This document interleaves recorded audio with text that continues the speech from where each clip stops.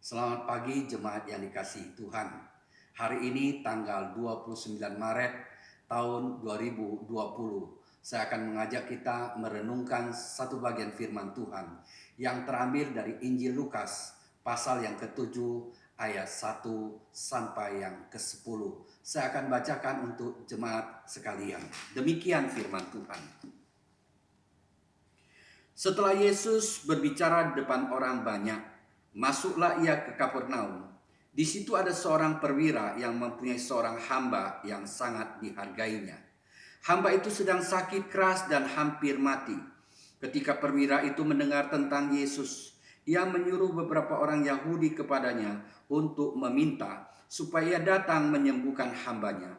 Mereka datang kepada Yesus dan sangat mereka meminta pertolongannya. Katanya, ia layak engkau tolong, sebab ia mengasihi bangsa kita, dan dialah yang menanggung pembangunan rumah ibadat kami. Lalu Yesus pergi bersama-sama dengan mereka. Ketika ia tidak jauh lagi dari rumah perwira itu menyuruh sahabat-sahabatnya untuk mengatakan kepadanya, "Tuan, janganlah bersusah-susah, sebab aku tidak layak menerima Tuhan di dalam rumahku. Sebab itu aku juga menganggap diriku tidak layak untuk datang kepadamu. Tetapi katakanlah saja sepatah kata, maka hambaku itu akan sembuh. Sebab aku sendiri seorang bawahan, dan di bawahku ada pula prajurit. Jika aku berkata kepada salah seorang prajurit itu, 'Pergi,' maka ia pergi. Dan kepada seorang lagi, 'Datang,' maka ia datang. Ataupun kepada hambaku, 'Kerjakanlah ini,' maka ia mengerjakannya." Setelah Yesus mendengar perkataan itu, ia heran akan dia, dan sambil berpaling kepada orang banyak yang mengikuti dia, ia berkata, "Aku berkata kepadamu, iman sebesar ini tidak pernah aku jumpai sekalipun di antara orang Israel." Dan setelah orang-orang yang disuruh itu kembali ke rumah, didapatinya hamba itu telah sehat kembali. Di dalam peristiwa ini kita melihat kembali lagi ada perjalanan Tuhan ke Kapernaum. Kapernaum adalah satu kota yang sering Tuhan berkunjung di sana, dan Tuhan sering mengajar dan memberikan pelayanan di kota Kapernaum. Dan kalau kita melihat di dalam Alkitab, kita dapatkan bahwa Tuhan beberapa kali melakukan mujizat di kota ini. Misalnya dia menyembuhkan mertua daripada Petrus. Dia juga pernah membangkitkan orang dari kematian, yaitu peristiwa anak Yairus, anak perempuan Yairus yang dibangkitkan dari kematian. Dan beberapa peristiwa lagi yang kita boleh lihat, semuanya terjadi di Kapernaum. Jadi Kapernaum adalah satu kota yang merupakan kota yang penting bagi Tuhan. Karena paling tidak ada 5 murid Tuhan berasal dari Kapernaum. Tetapi hari ini kita mau bercerita. Kita mau merenungkan satu bagian firman Tuhan yang kita ambil dari perikop ini. Yaitu tentang seorang perwira. Dikatakan ada seorang perwira yang sangat menghormati, sangat menghargai hambanya. Siapakah perwira ini? Siapakah hambanya ini sehingga sangat dihargai, sangat dihormati oleh perwira ini?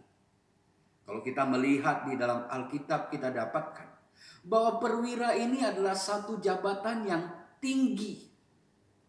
Satu jabatan di dalam bahasa yang lain dikatakan dia adalah centurion. Dia adalah seorang perwira militer yang membawai, yang mengepalai 100 prajurit. Nah, kalau kita ukur mungkin pada zaman kita saat ini, mungkin kita bisa melihatnya, ini adalah seorang yang mempunyai posisi yang tinggi. Mungkin kita katakan jabatannya atau pangkatnya paling tidak adalah kolonel. Atau paling rendah pun letnan kolonel. Jadi dia adalah seorang perwira yang punya pangkat yang cukup tinggi di daerah itu. Bahkan mungkin dia adalah satu-satunya yang mempunyai pangkat tertinggi di daerah itu. Dan dia adalah seorang perwira yang mempunyai seorang hamba.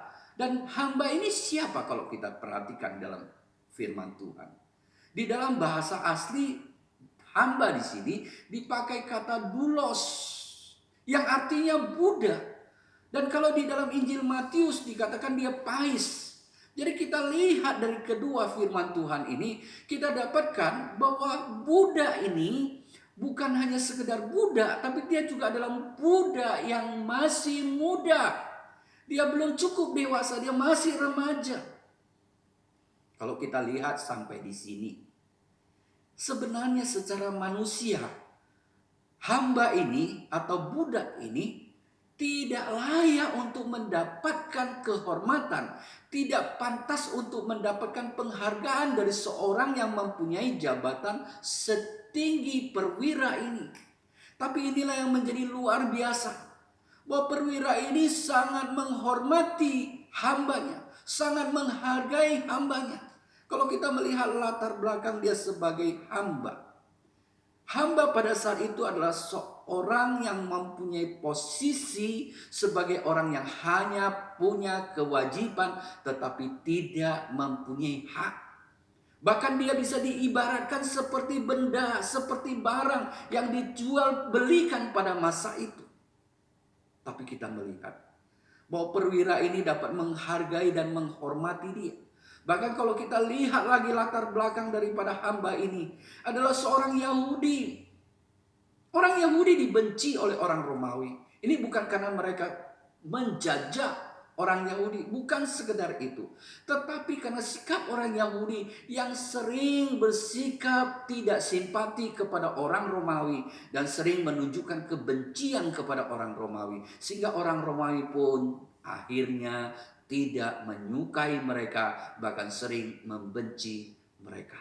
Di dalam posisi seperti itulah kita melihat bahwa perwira ini sangat menghormati hambanya ini, budaknya ini. Sangat menghormati dia, bukan hanya sekedar menghormati, tapi sangat menghormati. Ini memberikan kita indikasi bahwa perwira ini adalah seorang perwira yang mempunyai kerendahan hati. Kalau orang mempunyai kesombongan dalam hidupnya, dia tidak mungkin akan bisa menghargai dan menghormati orang yang mempunyai posisi yang begitu bawah di bawah dia. Tapi kita melihat ada kerendahan hati daripada perwira ini. Lebih daripada itu, dia punya nurani yang baik. Ini kita lihat dari segi perwira ini. Tapi di segi yang lain kita juga bisa melihat bagaimana hamba yang disebut Buddha ini. Mengapa dia bisa dihargai? Mengapa dia bisa dihormati? Ini adalah sesuatu yang tersirat yang kita bisa pelajari dari peristiwa ini. Bahwa hamba ini bukan sekedar hamba biasa. Seorang hamba yang hanya sekedar mau bekerja jikalau disuruh. Bekerja yang mungkin asal-asalan. Kalau dia di dalam posisi seperti ini, sebaik apapun perwira ini, saya pikir dia tidak mungkin bisa sangat dihargai dan dihormati. Inilah yang dapat kita pelajari, hal yang tersirat dari peristiwa ini. Bahwa hamba ini adalah seorang hamba yang baik. Seorang Buddha yang baik, seorang Buddha yang bertanggung jawab di dalam pekerjaannya. Dan dia bekerja tidak hitung-hitungan, rajin. Dan dia juga adalah hamba yang mempunyai kehidupan yang jujur dalam hidupnya. Dan lebih daripada itu, hambanya sudah pasti adalah hamba yang mengasihi tuannya. Interaksi inilah yang membuat kita bisa mendapatkan seorang perwira yang di dalam posisi yang begitu tinggi, bisa menghargai seorang Buddha, bisa sangat menghormati seorang Buddha. Bahkan diperkirakan bahwa Buddha ini atau hamba ini sering menyaksikan tentang imannya, sering menyaksikan tentang Tuhan yang membuat tuannya bersimpati dan menghormati orang Yahudi, bahkan mengasihi orang Yahudi, sehingga dia tidak segan-segan membantu orang Yahudi, bahkan membantu mereka membangun sinagoge di kota itu yang dibiayai sepenuhnya oleh perwira ini. Apa yang dapat kita pelajari di dalam peristiwa ini? Ada satu hal yang kita dapat renungkan. Di dalam perintah yang baru, Tuhan Yesus memberikan perintah yang baru.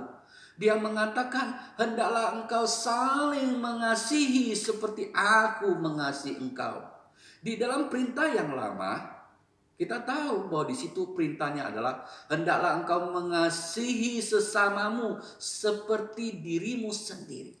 Di dalam perintah yang baru ada kualitas yang semakin tinggi yang Tuhan hendaki untuk kita lakukan dalam hidup kita. Di mana di dalamnya Tuhan di dalam teladannya sudah melakukannya. Dan dia menghendaki bagaimana kita mengikuti teladan Tuhan. Tetapi di segi yang lain kita melihat bagaimana Tuhan mengajarkan untuk kita satu dengan yang lain, untuk memudahkan kita mengasihi satu dengan yang lainnya adalah dengan saling mengasihi. Firman Tuhan katakan, hendaklah kau saling mengasihi.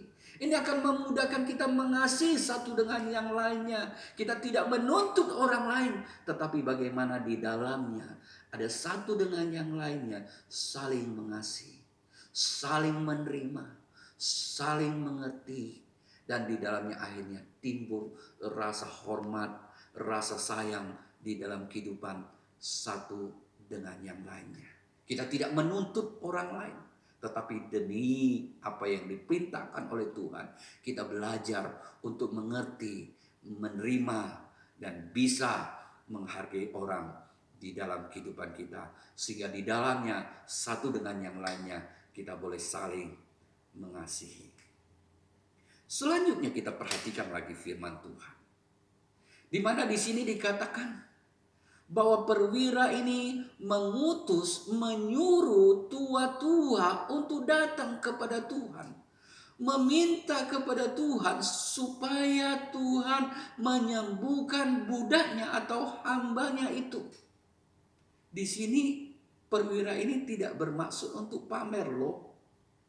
Dia tidak bermaksud menyatakan bahwa ini loh aku bisa memerintah tua-tua ini. Kalau kita perhatikan sikap dari perwira ini kita nggak akan temukan nanti. Tapi ada satu hal yang menarik di sini. Bahwa dikatakan tua-tua itu diutus oleh perwira ini untuk bertemu dengan Tuhan dan menyatakan apa yang ada di dalam hati daripada perwira itu, yaitu minta kesembuhan untuk hambanya. Kita perhatikan, tua-tua ini yang diminta. Kita tahu bahwa orang Yahudi, apalagi tua-tua Yahudi, adalah orang-orang yang fanatik. Orang yang fanatik terhadap agamanya, yang fanatik terhadap kebangsaannya. Mereka cenderung tidak suka, mereka cenderung tidak mau peduli kepada orang di luar bangsanya dan cenderung membenci mereka. Tapi kita melihat di sini bahwa mereka mau disuruh. Bahkan mereka mengatakan kepada Tuhan bahwa perwira ini layak ditolong. Ini luar biasa. Apa yang dilakukan perwira ini? Sehingga sampai tua bersedia disuruh, diminta tolong untuk bertemu dengan Tuhan, untuk menyatakan isi hatinya kepada Tuhan. Apa yang dilakukan oleh perwira ini? Apakah karena dia sudah menolong orang-orang Yahudi? Apakah karena dia sudah membangun sinagog untuk orang Yahudi? Kalau hanya sekedar itu, saya pikir dia tidak akan bisa menyuruh, meminta tolong kepada tua-tua. Kita lihat peristiwa Herodes. Berapa banyak dia sudah buat untuk orang Yahudi. Dia merenovasi bait Allah. Dia membuat bait Allah menjadi suatu bait Allah, suatu bangunan yang begitu indahnya, yang begitu cantik, begitu megah. Bahkan dia membantu orang Yahudi. Dia bangun tempat-tempat penampungan air supaya orang-orang Yahudi mendapat air bersih melalui penampungan-penampungan yang dia sediakan. Belum lagi bantuan-bantuan yang lain yang dia berikan kepada orang Yahudi. Bahkan orang-orang penting dalam kehidupan orang Yahudi. Tapi apa yang kita dapatkan? Apa yang kita lihat? Orang Yahudi tetap tidak menyukai Herodes. Mereka tetap membenci Herodes. Tapi kita melihat perwira ini. Kenapa dia sampai menjadi orang yang di luar Yahudi, orang yang disebut non-Yahudi, bisa menjadi orang yang dikasih dan dihormati oleh tua-tua. Ada hal yang penting yang dia lakukan yang tidak dilakukan oleh Herodes. Apa yang dia lakukan? Dia dapat menghargai orang Yahudi. Dia dapat mengasihi orang Yahudi. Inilah yang membedakan dia dengan Herodes. Inilah yang membuat tua-tua orang Yahudi menghormati dia dan mengasihi dia. Dia dapat mengasihi orang Yahudi dengan tulus. Dia dapat menghargai orang Yahudi dengan baik. Dia dapat menghormati mereka sedemikian rupa. Sehingga dia mendapat hormat. Sehingga dia dapat dihargai. Sehingga dia dapat dikasihi. Inilah yang kita perlu contoh dari perwira ini. Ada satu hal yang baik yang perlu kita pelajari dalam kehidupan dia. Tidak heran kita melihat di dalam perikop ini, kehidupan perwira ini ditulis di dalam Alkitab ini menjadi satu teladan tersendiri untuk kita pelajari dalam kehidupan kita. Dan kita melihat setelah tua-tua bertemu dengan Tuhan, Tuhan kemudian segera menuju ke rumah perwira itu.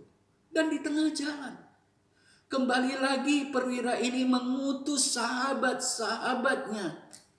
Mengapa dia mengutus sahabat-sahabatnya? Di dalamnya kita lihat bahwa kembali lagi dia berbicara, mengungkapkan isi hatinya.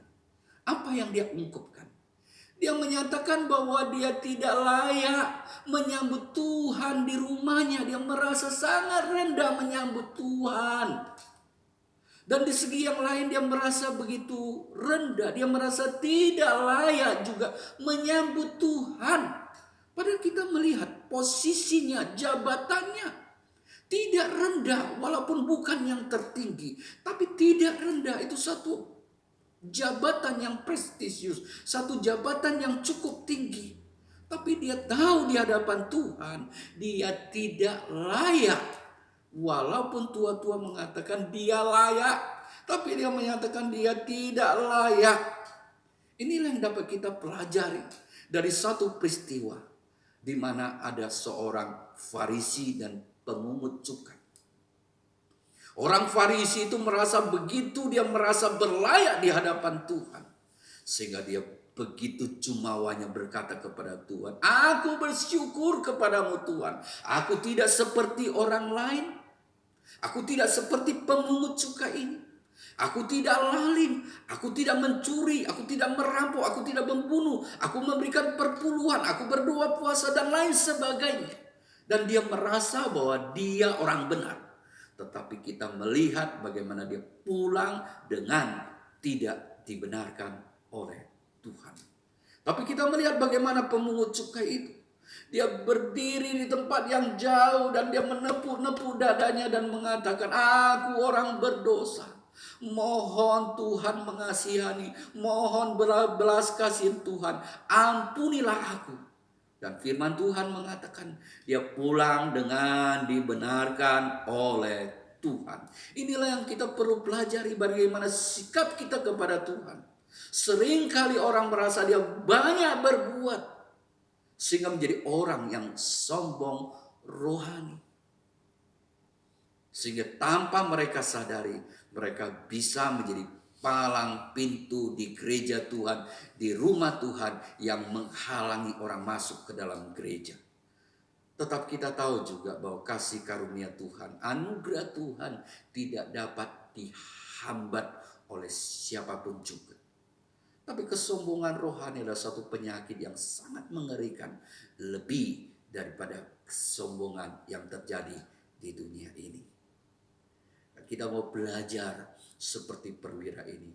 Bagaimana dia boleh bersikap rendah hati di hadapan Tuhan. Dia tahu dia tidak layak, dia tahu siapa dia di hadapan Tuhan. Ini yang kita boleh pelajari dalam hidup kita. Bagaimana kita menyembah Tuhan, bagaimana kita beribadah kepada Tuhan, bagaimana kita melayani Tuhan. Seberapa banyak pun pelayanan kita, kita harus sadari itu semua karena kasih karunia-Nya. Itu semua karena berkat daripadanya. Oleh sebab itu kita perlu bersyukur kepada Dia. Dan kita senantiasa merendahkan di hadapannya, merendahkan diri di hadapan Dia. Tatkala kita menyembah Dia, kita memuliakan Dia dalam hidup kita. Ini yang perlu kita renungkan dalam hidup kita. Dan kemudian kita melihat apa yang dibicarakan lagi oleh perwira ini. Dia mengatakan Tuhan Yesus gak perlu datang ke rumahnya. Dia mengatakan yang penting Tuhan mengatakan satu katakan saja, maka hambanya pasti sembuh. Karena dia mengatakan di atasku ada atasanku. Aku adalah bawahan, tetapi di bawahku ada bawahan. Kalau aku mengatakan pergi, maka pergilah dia. Bekerja, maka dia bekerjalah. Dia menyatakan ada kuasa di dalamnya. Ada di mulutnya kuasa, ada otoritas. Tapi lebih daripada itu dia mau menunjukkan bahwa otoritas Tuhan, kuasa Tuhan melebihi otoritasnya, melebihi otoritas yang ada di dalam kehidupannya, yaitu kekaisaran Romawi. Masih ada di bawah naungan daripada kuasa Tuhan. Tidak sebanding dengan kuasa Tuhan. Sebab apa? Sebab kuasa dan otoritas daripada kuasanya, daripada kuasa yang ada di atasnya, dari jenderal-jenderalnya sampai kepada kaisar, bahkan kekaisarannya, tidak dapat menandingi otoritas dan kuasa Tuhan. Kuasa Tuhan yang tidak terbatas. Tuhan yang sanggup melakukan segala perkara. Dia melihat otoritas dan kuasa yang begitu luar biasa. Cukup hanya Tuhan mengatakan satu kata saja, satu katakan saja, maka hambanya itu akan sembuh. Dan ini tidak dapat dilakukan di dalam kekuasaan, kekaisaran Romawi yang jaya itu. Tidak dapat. Dia bisa melihat itu dengan jelas. Kenapa dia bisa punya iman yang luar biasa? Bukankah dia belum pernah bertemu dengan Tuhan? Dia hanya mendengar tentang Tuhan. Tapi inilah yang kita pelajari. Firman Tuhan katakan iman datang dari pendengaran. Pendengaran oleh firman Kristus. Dan firman ini telah menumbuhkan iman di dalam hidupnya. Dan dia percaya akan itu. Dia percaya. Maka iman itu terjadi di dalam hidupnya. Tuhan memuji iman seperti itu. Dan juga Tuhan senang kita mempunyai iman seperti itu. Artinya kita percaya kepada Dia. Bahwa Dia Tuhan sanggup melakukan segala perkara dalam hidup kita. Tuhan senang dengan iman seperti itu. Tuhan mau kita mempunyai iman seperti itu. Tapi Tuhan katakan, sayang, iman seperti itu tidak aku temukan di tengah jemaat Tuhan pada saat itu. Hanya ada pada orang Yahudi ini, ada perwira ini. Dialah laki-laki yang pertama yang Tuhan temukan mempunyai iman sebesar itu. Hari ini kita boleh belajar tentang iman. Bagaimana kita beriman kepada Tuhan. Tapi ada satu hal yang kita perlu renungkan baik-baik. Iman bukan bicara tentang bahwa dengan iman, dengan alasan iman, kita memaksa kehendak kita untuk Tuhan melakukan. Bukan itu. Tapi kita mau dengan iman percaya. Dengan iman kita berharap. Walaupun kita tidak melihat, tapi kita percaya akan dinyatakan oleh Tuhan. Inilah yang dikatakan oleh firman Tuhan. Iman adalah dasar dari segala sesuatu yang kita harapkan. Bukti dari segala sesuatu yang tidak kita lihat.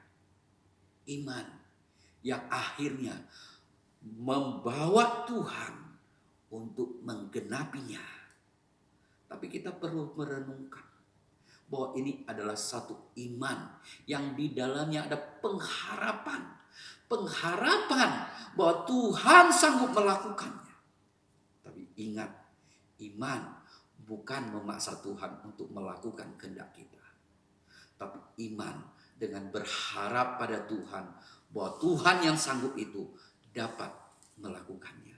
Tapi kita bisa belajar, jika Tuhan menghendaki, maka itu akan terjadi. Bukan atas kemauan kita, tapi atas kemauan Tuhan. Di sini kita belajar tentang iman. Bahwa Tuhan senang dengan iman kita. Tuhan mau kita semuanya beriman pada Dia.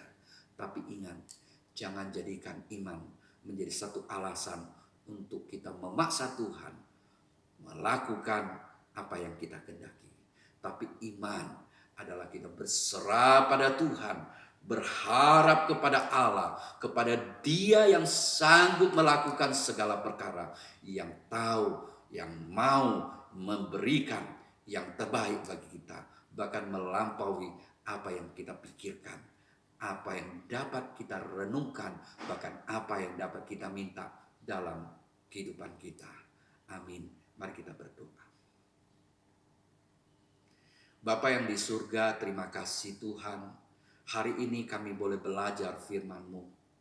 Firman Tuhan sudah disampaikan ya Tuhan. Di dalam segala keterbatasannya. Biarlah Engkau Tuhan menggenapinya, menyempurnakannya untuk membentuk hidup kami. Untuk menuntun kami di dalam perjalanan hidup kami seturut dengan firman-Mu. Terima kasih Tuhan. Terpujilah nama-Mu. Ini doa kami yang kami alaskannya di dalam nama Tuhan Yesus Kristus. Amin.